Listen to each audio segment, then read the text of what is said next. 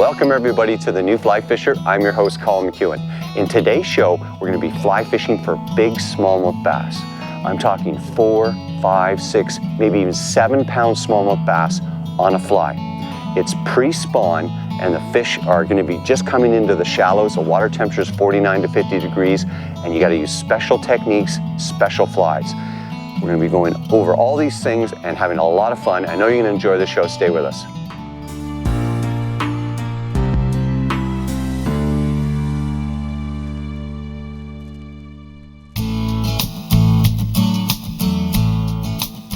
Located in the beautiful Algoma region of Northern Ontario, Birch Lake Resort is situated just 10 minutes from Thessalon, just off the Trans-Canada Highway.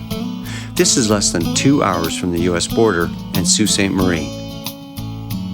Don Saint-Jules is the owner and operator of Birch Lake Resort. The cottages sleep 4 comfortably and only cost $500 for a week's rental. I love it here because I can come with my friends, our boat, and bring our own food, which results in a very affordable fishing trip. For those that are looking for a great drive-to location where you can easily catch trophy-sized bass, this is it. Big fish. Whoa, whoa, whoa, big fish. Beautiful smallmouth. Algoma has some truly spectacular fishing locations, and this is one of them. When you come fishing in Northern Ontario in mid-May, it is usually cool, but not super cold. This year was a particularly late ice out thanks to unseasonably low air temperatures. It was so cold, we observed snow on some sheltered hills. This is not the norm. In fact, it's quite unbelievable. Because of this, the water temperatures varied from high 40s to low 50s. The bass at these temperatures are moving slow. Their metabolism is still not fully active. They are feeding, but will not aggressively chase down food. That is why our presentations have to be slow and usually near the bottom.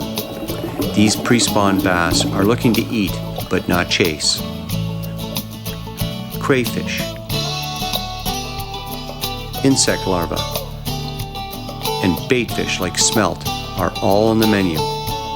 If you can get sunny conditions, this is ideal, as a 2 to 3 degree water difference in the shallows from reflective solar energy can really make a difference. However, the key to fishing at this time of the year, whether using a spinning outfit or fly rod, is to retrieve slowly and near the bottom. So what I'm doing, using an intermediate line, 6-weight rod, cone-headed fly, and we're using cone heads exclusively right now to make sure that the fly is getting down and I'm near the bottom, which means I'm snagging a lot because there's lots of fallen timber as you can see around us. But these bass, they're not willing to chase a lot, so I'm using relatively short little pulses like this.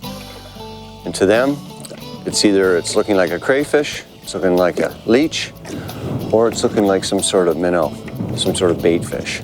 Either way, it works. Key is slow.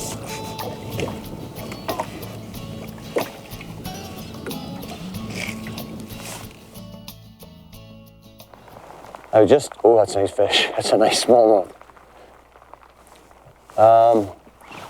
Whoa, right at the boat. Oh yeah, that's a nice bass. There we go. Oh, look at the size of that bass. Look at the size of that smallmouth. That's a nice way to start. I just lost another fish. Oh yeah, look, and look at he's calfed up. Crayfish. You got a crayfish already, which given the water temperatures is pretty incredible. Look at that smallmouth. Ladies and gentlemen, that's what we're looking for here today. Beautiful smallmouth like that. These are pre-spawn fish. So they will be getting ready to spawn probably in about 2-3 weeks. But they've got the feed bag on after a long winter. Let me get them in the water here. Let them alive. He's already ready to go. This cold water doesn't take long to revive them. And what I'm using is this fly right here. And it's basically a smelt pattern, very popular here in Northern Ontario. It was invented by gentleman by the name of Scott. It's called Scotty's McFly.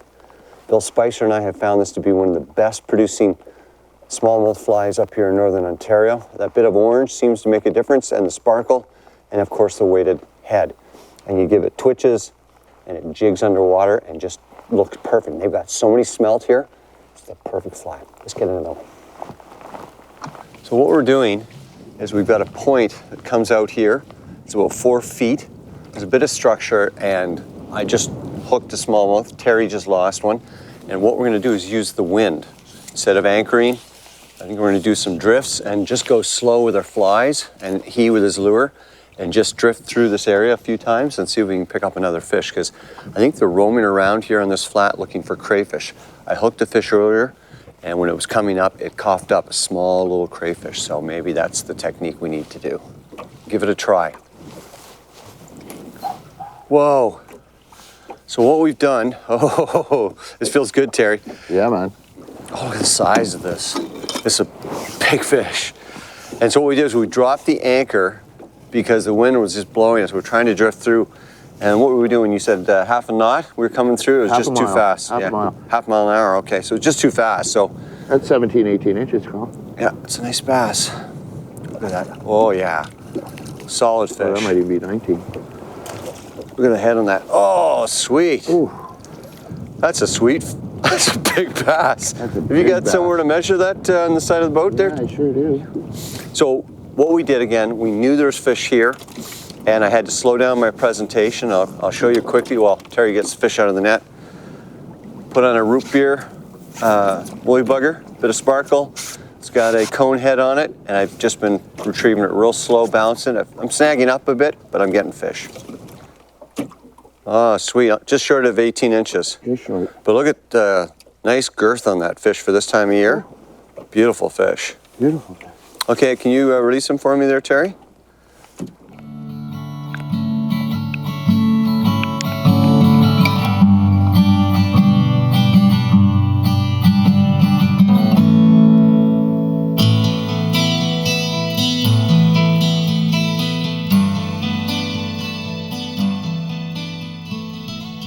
There are certain parts of Northern Ontario where there is no closed bass season.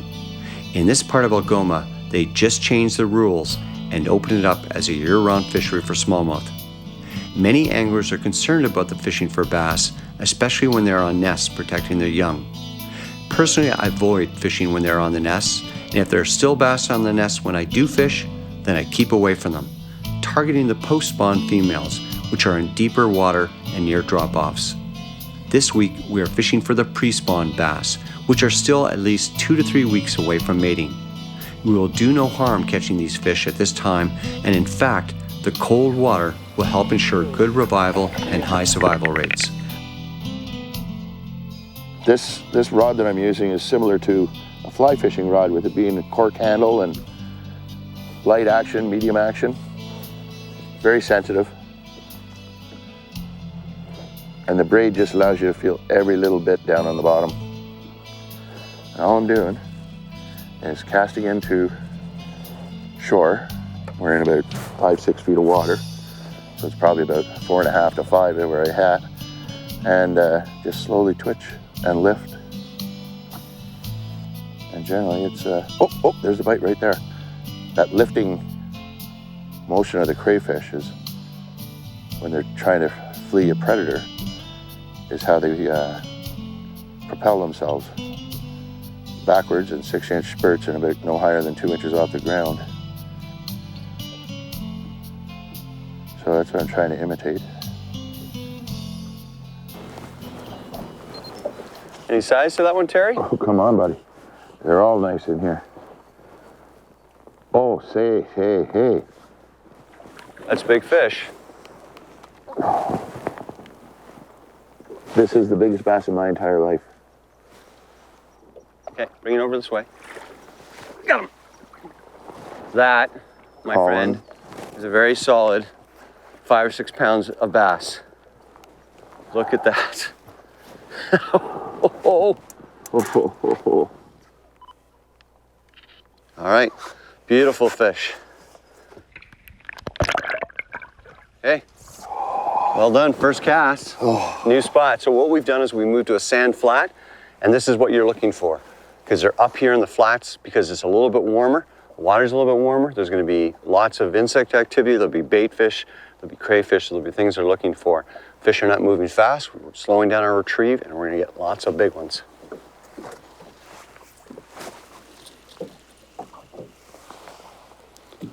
One of the things that I learned from the spin fishing world that's really important, and you'll see me do it all the time, especially with smallmouth bass. So after I make my cast, I'll put my rod tip down, pull in, and make sure I'm tight to that fly, so that as the fly drops, a lot of the times you're gonna have a pickup by a bass. And this is applicable to trout as well in any type of still water like this. You wanna keep tight to it as it drops, because a lot of times you feel a little bit of weight or a tap, and then you just give it a tug like this, and you'll go tight to the fish. But a lot of times, anglers miss a fish that's picked up the fly as it's descending in the water column, and they don't even know it happened. They've missed their opportunity to catch a good fish. So keep your line tight to the fly all the time, right after you cast.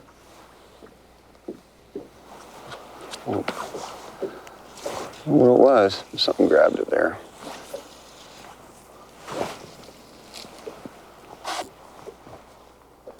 So I've switched to a bait fish pattern. Basically, I've got about a 5-inch bait fish on here. I'm trying to see, because the crayfish wasn't working for me as well as it is for Terry.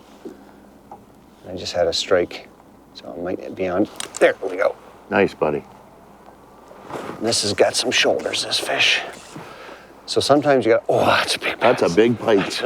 That's a big bass. You see it? There's Looks no like way that's a bass. that's bass.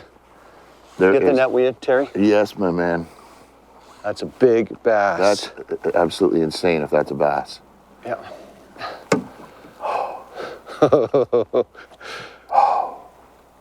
How's that? Call it. Ready? Oh, hang on. He's not. Bring the head up. Bring the head up. Bring it. Scoop him. Scoop him. Oh, look at he just coughed up something too. What did he cough up? A minnow. Shiner. There you go. There's your proof. Ooh. That is 6 pounds of bass. Oh, come on. That's 7.5, buddy. Look at that, ladies and gentlemen. And this is why, if you think you have to go pay a lot of money to go fishing in Northern Ontario, there's proof you don't. There's a nice solid, you got a little mark there, but that is 6 pounds of bass, easy. I'm gonna let him go now. Let's revive him here. Wow. You're already ready to go. Yes. Congratulations.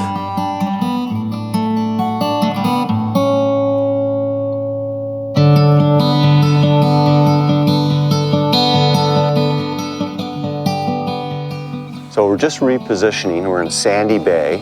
We're in about 4 or 5 feet of water here. Terry just had a big fish follow his rapella in, and basically, or stick bait. And basically, the fish are out in the deeper water right now. It's still only about 10:30. Probably going to come into the shallows as the temperature goes up and they start pushing bait fish in here. But what we're going to do is go out into the deeper water and cast in now that we've seen a bass. We know they're here. Now we just got to go to where we think they are and cast in and try and find them. Fish on. Good Fish man. on. Oh, you hit it once and missed it? I Yeah. thought it was a bottom. Oh, it's big fish. Big fish, Terry. Okay, buddy. I love the first fish of the day. And he was out in about 6 feet of water, 7 feet of water. Look at that. Look at the size of that bass. Whoa. Nicely done, brother. How can you not like this, catching big smallmouth bass like this? That is beautiful. Look at that. That's a big bass. That's a beautiful bass. And it's not the length, because these fish that we're catching are all So girthy. 17, 18, 19, 20 inches. But look at it's just a massive bass. Imagine how big this bass will be by the end of the summer. That's sweet, a great way to start today. And we finally got the conditions we wanted, which is sun, to warm up the rock piles and the sandy flats. There he goes. Oh, That bottom or fish? Is it coming? it's a fish. All right. Oh, that's a. Oh, he's taking line, buddy. Well, that is Oh, a big fish. boil. Big fish. Right off the point, right there. Okay, so I'll turn this around. You head this way. Got him. Give me 5. That is. Ooh, that's a big fish. That is a big fish. That's. Hold that up. Look at that. That's a big bass. That's what we were looking for. Well done. Wow. That's definitely one of my top 3 largemouth, smallmouth bass. Whew. Let her go. Let her go.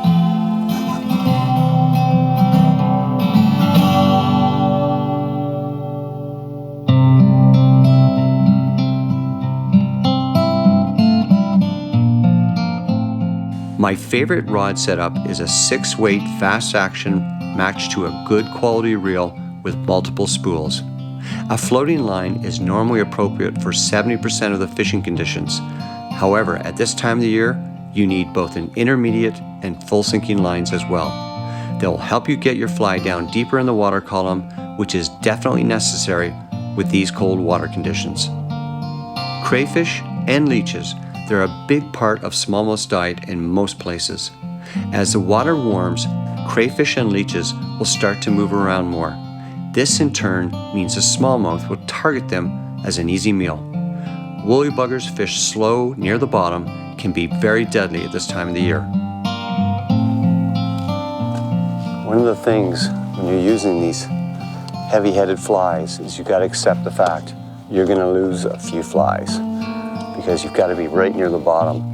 These fish, because the water's so cold, are really not in heavy-duty chase mode, and I found going slower is better. I mean, obviously I'm using a minnow pattern or a smelt pattern right now, and I'm having to give it a certain amount of action, but I'm really not ripping it in. So as you can see, we're really tight here to a rock face. It's very deep water here, 27 feet, and very steep too underwater. But the bass are cruising along the edge of this, looking for crayfish, looking for insects, looking for minnows. And we've already had a couple fish follow. I just lost one. But if you can get the right drift, we got the breeze blowing us right here, and we're drifting along the edge here, and we're getting a lot of hits. You just gotta methodically work it over and try and get good boat position.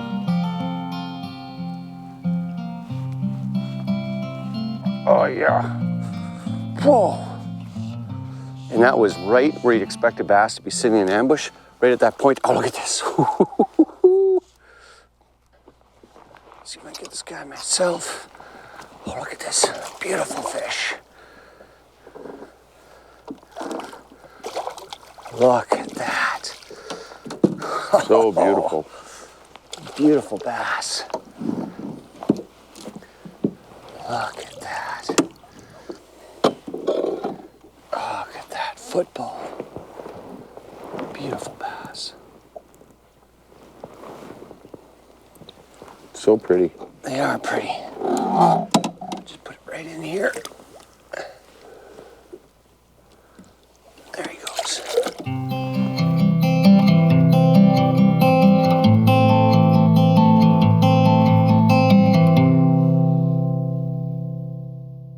So conditions changed, as you can see.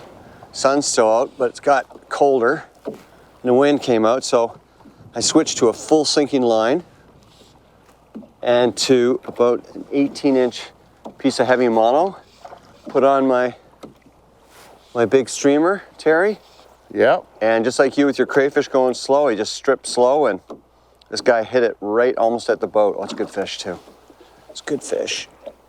Another feisty beauty. And this is an 8-weight rod I'm using. And look at how he's making this thing bend. Like, how could you not enjoy this? Look at the size of this bass. There's lots of good places to come in Northern Ontario, and you don't have to fly in. This is public waters, drive to. Oh, look at that. Wow, Colin. Look at that. Drive to for bass like that. Nice, chunky, I'd say probably 18 to 19-inch fish. But look how thick they are. Big, fat slabs. Wonderful fish. Away goes. In our next episode, we return to Birch Lake Resort, only this time in September, to catch more trophy-sized smallmouth and even land a new provincial record. Thanks for watching. See you soon. Hi, I'm Tom Rosenbauer. Hope you enjoyed this video. If you like this and you want to see more, subscribe and you can get all our weekly uploads.